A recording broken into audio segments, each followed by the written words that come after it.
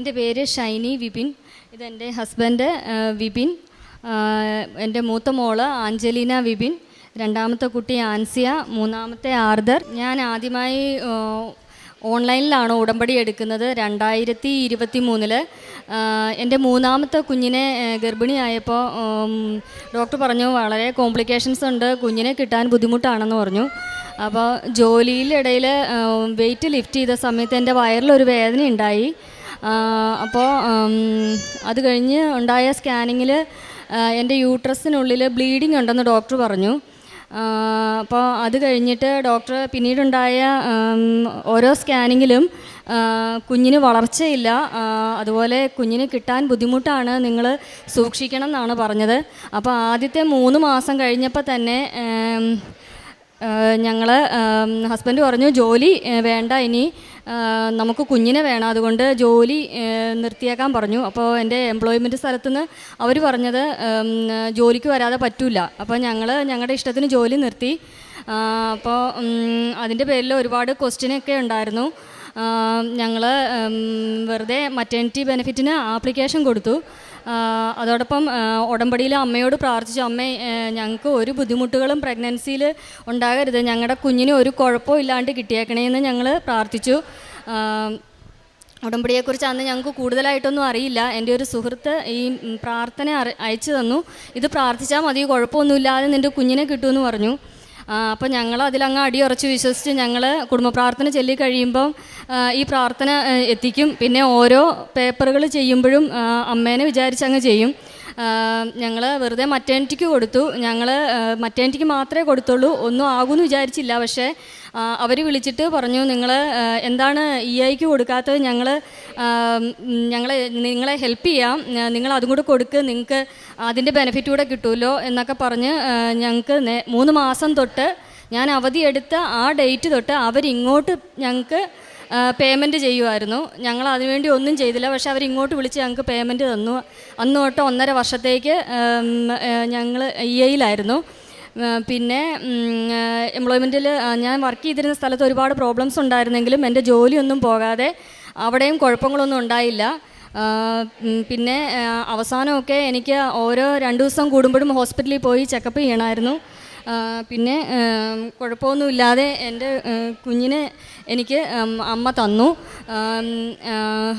അതിനുശേഷം രണ്ടാമത്തെ കാര്യം, എൻ്റെ ഹസ്ബൻഡ് ഒരു സ്റ്റേജ് 4 ലങ് ക്യാൻസർ പേഷ്യൻ്റാണ്. അദ്ദേഹത്തിന് ഇവിടെ വെല്ലൂർ ഹോസ്പിറ്റലിലാണ് ട്രീറ്റ്മെൻറ്റ് എടുക്കുന്നത്. അപ്പോൾ അതിൻ്റെ ഡോക്ടർ പറഞ്ഞിരുന്നു ഞങ്ങളുടെ അടുത്ത് ബോഡി മെഡിസിനുമായിട്ട് റെസ്പോണ്ട് ചെയ്താൽ മാത്രമേ നമുക്ക് മുമ്പോട്ട് ഒരു ഹോപ്പുള്ളൂ എന്ന്. അപ്പം എൻ്റെ ഹസ്ബൻഡ് കാനഡയിൽ നിന്ന് നാട്ടിൽ വന്ന് അന്ന് തന്നെ പുള്ളി ഇവിടെ വന്നു. അന്ന് തീരെ വയ്യായിരുന്നു പുള്ളിക്ക്.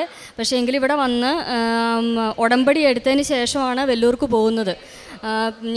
ഞാനും പിള്ളേരും പിന്നീടാണ് വരുന്നത്. ഞങ്ങൾ വന്നപ്പോഴും ഞാനും ഉടമ്പടി എടുത്തു. അപ്പോൾ അമ്മയോട് ഞങ്ങൾ പ്രാർത്ഥിച്ചു, മാതാവേ ഞങ്ങൾക്ക് മെഡിസിനും ബോഡിയുമായിട്ട് നന്നായിട്ട് റെസ്പോണ്ട് ചെയ്യണേന്ന്. അപ്പോൾ പുള്ളിയുടെ 3 മാസം കഴിഞ്ഞിട്ടുള്ള റിവ്യൂവിൽ നല്ല വ്യത്യാസമുണ്ട്. ബ്രെയിനിലുള്ള ലീഷനൊക്കെ കുറഞ്ഞു. പിന്നെ ബോഡിയിലേക്ക് സ്പ്രെഡ് ആയതൊക്കെ എല്ലാം സബ്സൈഡ് ആയിട്ടുണ്ട്.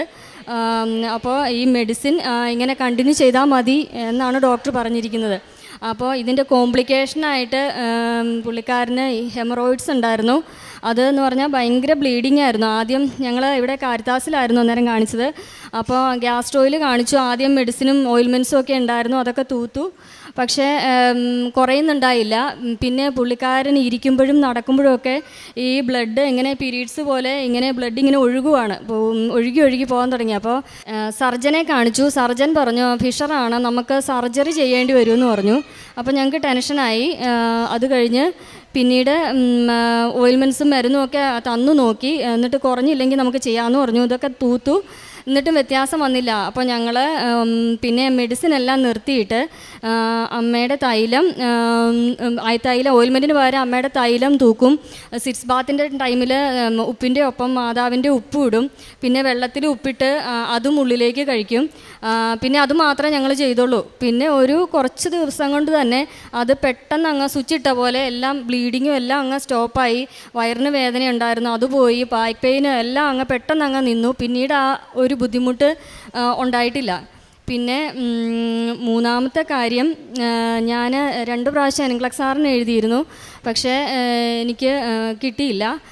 മൂന്നാമത്തെ തവണ ഓൺലൈനിൽ ഉടമ്പടിയിൽ ഞാനത് വെച്ചിരുന്നു. പക്ഷേ പിന്നീട് ഞാൻ ആ കാര്യം ഓർക്കുകയോ ഈ ഒരു ടെൻഷൻ കാരണം പിന്നെ അതിന് വേണ്ടിയിട്ട് അത് പ്രാർത്ഥനയിലൊന്നും ഞാൻ ഓർക്കുകയോ ചെയ്യാറുണ്ടായിരുന്നില്ല. അപ്പം മൂന്നാമത്തെ പ്രാവശ്യം എക്സാം എഴുതാൻ പോയി ഒരു 2-3 മണിക്കൂർ കഴിഞ്ഞപ്പോഴത്തേക്കിനും എനിക്ക് മൈഗ്രെയിൻ്റെ തലവേദന തുടങ്ങി. എനിക്ക് മൈഗ്രെയിൻ വന്നു കഴിഞ്ഞാൽ പിന്നെ എനിക്ക് സ്ക്രീൻ കാണാൻ പറ്റില്ല. എവിടെ നോക്കിയാലും ഹാഫ് മാത്രമേ കാണാൻ പറ്റുള്ളൂ, ഹാഫ് പോർഷൻ എനിക്ക് കാണാൻ പറ്റില്ല. പിന്നെ ഛർദ്ദിക്കും, എനിക്ക് ആരെയും കാണാൻ പറ്റില്ല, സൗണ്ട് കേൾക്കാൻ പറ്റില്ല, അങ്ങനെയുള്ള ബുദ്ധിമുട്ടൊക്കെ ഉണ്ട്. ഞാൻ അവിടെ നിന്ന് എഴുന്നേറ്റ് എക്സാം ഹാളിൽ നിന്ന് പുറത്തിറങ്ങി വന്നു. ഞാൻ എൻ്റെ കയ്യിൽ എന്തൊക്കെയോ കഴിക്കാനൊക്കെ ഉണ്ടായിരുന്നു, അതൊക്കെ എടുത്ത് കഴിച്ചു. കുറേ വെള്ളമൊക്കെ കുടിച്ചു, ഗുളികയൊന്നുമില്ല. അപ്പം അവിടെ ഇരുന്നു. 15 മിനിറ്റായി, 20 മിനിറ്റായി, അരമണിക്കൂറായി, 3/4 മണിക്കൂർ കഴിഞ്ഞു. എന്നിട്ട് എനിക്ക് തലവേദന മാറുന്നില്ല. അപ്പോൾ എനിക്ക് ഒന്നും കാണത്തില്ല, അതെൻ്റെ പ്രശ്നം. അപ്പോൾ ഞാൻ അവിടുന്ന് ഒരുവിധം കണ്ണ് പകുതി അടച്ചു പിടിച്ചിട്ട് സൈഡിൽ കൂടെ തപ്പി എക്സാം ഹാളിൻ്റെ എൻട്രൻസ് വരെ വന്നു. അപ്പോൾ എന്നോട് അവർ ചോദിക്കുന്നുണ്ട്, നിങ്ങൾ ഓക്കെ ആണോ, നിങ്ങൾക്ക് എക്സാം എഴുതാൻ പറ്റുമോ, എന്നാ പറ്റിയെന്ന്. അപ്പോൾ ഞാൻ പറഞ്ഞു, ഞാനൊന്ന് ട്രൈ ചെയ്ത് നോക്കാം, എന്നിട്ട് പറ്റിയില്ലാണെങ്കിൽ ഞാൻ ഇറങ്ങിപ്പോരുമെന്ന് പറഞ്ഞു. അവരെന്നെ അകത്ത് കയറ്റി സ്ക്രീനിൻ്റെ മുമ്പിൽ കൊണ്ട് ഇരുത്തി, കമ്പ്യൂട്ടറിൻ്റെ മുമ്പിൽ എന്നെ കൊണ്ട് കൈ പിടിച്ചുകൊണ്ട് ഇരുത്തി അവർ. അപ്പോൾ ഞാൻ അവിടെ ഇരുന്നിട്ട് ഞാൻ അമ്മയോട് പറഞ്ഞു, അമ്മേ ഞാൻ 2 പ്രാവശ്യം എഴുതിയത് 3ാമത്തെ എഴുത്താണ്, ഇനി ഞാൻ എഴുതാൻ വരില്ല. അപ്പോൾ അതുകൊണ്ട് അമ്മയുടെ ഇഷ്ടം എന്താണേലും എനിക്ക് കുഴപ്പമില്ല എന്ന് പറഞ്ഞിട്ട് ഞാൻ അമ്മയുടെ കാശുരൂപം ഒരു കൈ കൊണ്ട് പിടിച്ചിട്ട് മറ്റേ കൈ കൊണ്ട് കസറെടുത്ത് എനിക്ക് പകുതിയൊക്കെ പാടത്തുള്ളൂ. എൻ്റെ ക്വസ്റ്റ്യൻ പോലും എനിക്ക് വായിക്കാൻ പറ്റില്ല.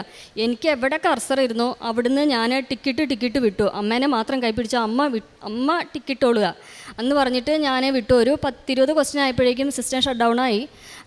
ഞാൻ എക്സാം ഹാളിൽ നിന്ന് പോന്നു. ഇപ്പം ഞാൻ പാസ്സായാൽ അത് എൻ്റെ ദൈവത്തിൻ്റെ കൃപ എന്ന് പറഞ്ഞിട്ട് ഞാനിങ്ങനെ പോന്നു. ഞാൻ പാസ്സായി 3ാമത്തെ എഴുത്തിന്. എൻ്റെ ഈശോയ്ക്കും പരിശുദ്ധ അമ്മയ്ക്കും കോടാനുകോടി നന്ദി. പുറപ്പാടിൻ്റെ പുസ്തകം 40 പരിശുദ്ധ അമ്മയാകുന്ന വാഗ്ദാന പേടകത്തെ സ്വീകരിച്ച് സമാഗമ കൂടാരമായി മാറിയ നിൻ്റെ ജീവിതത്തിന്മേൽ കർത്താവിൻ്റെ കൃപ പകൽ മേഘത്തണലായും രാത്രി അഗ്നിസ്തംഭമായും ജ്വലിക്കുന്ന കൃപയുടെ അനുഭവങ്ങൾ, അത് എങ്ങനെയാണ് ഈ കുടുംബത്തിലേക്ക്, അതായത് നമ്മുടെ ജീവിത പുറപ്പാടുകളിൽ പലതരത്തിലുള്ള വിഷമങ്ങളിൽ നാം ആകുമ്പോൾ എങ്ങനെ കർത്താവിൻ്റെ കൃപ നമ്മുടെ ജീവിതത്തിലേക്ക് വരുന്നു. ഇവിടെ ഷൈനി വിപിൻ കുടുംബം ഒന്നിച്ച് തൻ്റെ സാക്ഷ്യം പങ്കുവയ്ക്കുമ്പോൾ ഈ മക്കൾക്ക് കിട്ടിയ ഓരോ ദൈവ അനുഭവങ്ങൾ, അത് ഹസ്ബൻഡിൻ്റെ കാര്യവും ഈ ഹസ്ബൻഡിൻ്റെ രോഗസൗഖ്യമുണ്ട്. താൻ 4th സ്റ്റേജ് ക്യാൻസർ പേഷ്യൻ്റ് ആണെന്നും എന്നാൽ ഇന്നിപ്പോൾ തനിക്ക് മരുന്നിന് തൻ്റെ ശരീരത്തെ, അതായത് അതിനോട് പ്രതികരിക്കുന്നുണ്ട്. ആ രീതിയിൽ മുമ്പോട്ട് പോകുവാനായിട്ട് തങ്ങൾക്ക് കഴിയുന്ന ഒരവസ്ഥയിലേക്ക് ഇന്ന് കടന്നു വന്നിരിക്കുന്നു. അതിനു മുൻപ് അതുപോലും സാധ്യമല്ലാതിരുന്നു. പിന്നീട്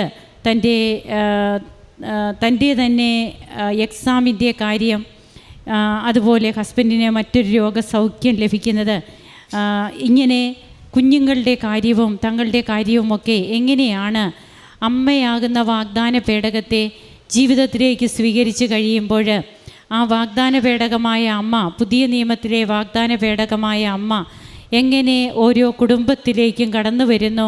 അമ്മ പിന്നീട് എങ്ങനെയാണ് നമ്മുടെ ജീവിതത്തിലെ ഉത്തരം കിട്ടാത്ത പല കാര്യങ്ങൾക്കും അമ്മ എങ്ങനെ നമുക്ക് ഉത്തരമാകുന്നു. കാനായിലെ കല്യാണ വിരുന്നിൽ നമുക്കതാണ് കാണുവാൻ കഴിയുക. അവിടെ കുടുംബ പ്രശ്നത്തിലാണ് അമ്മ ഇടപെടുക. ഇന്നും കുടുംബങ്ങളുടെ പ്രശ്നമാണ് അമ്മ ഏറ്റവും കൂടുതലായിട്ട് ഓരോ കുടുംബത്തിനു വേണ്ടിയിട്ട് തൻ്റെ തിരുക്കുമാരൻ്റെ പക്കൽ മാധ്യസ്ഥം വഹിച്ച് നമുക്ക് വേണ്ടിയിട്ട് അമ്മ കൃപകൾ വർഷിക്കുവാനായിട്ട് മാധ്യസ്ഥം അപേക്ഷിക്കുകയാണ്. ഈ കുടുംബത്തിന് ലഭിച്ച എല്ലാ നന്മകൾക്കും കരങ്ങളടിച്ച് നമുക്ക് ദൈവത്തെ ആരാധിക്കാം. ഈശോയ്ക്കും അമ്മയ്ക്കും നന്ദി പറയാം. അത്യപൂർവ ദൈവാനുഭവങ്ങൾ ഇനി നിങ്ങൾക്കും സ്വന്തം. ഈ യൂട്യൂബ് ചാനൽ ഇതുവരെ സബ്സ്ക്രൈബ് ചെയ്തിട്ടില്ലെങ്കിൽ ഇപ്പോൾ തന്നെ സബ്സ്ക്രൈബ് ചെയ്യുക. ഈ വീഡിയോ ഇപ്പോൾ തന്നെ നിങ്ങളുടെ സുഹൃത്തുക്കൾക്ക് ഷെയർ ചെയ്തുകൊണ്ട് കർത്താവിൻ്റെ പ്രേക്ഷിതരാകുക.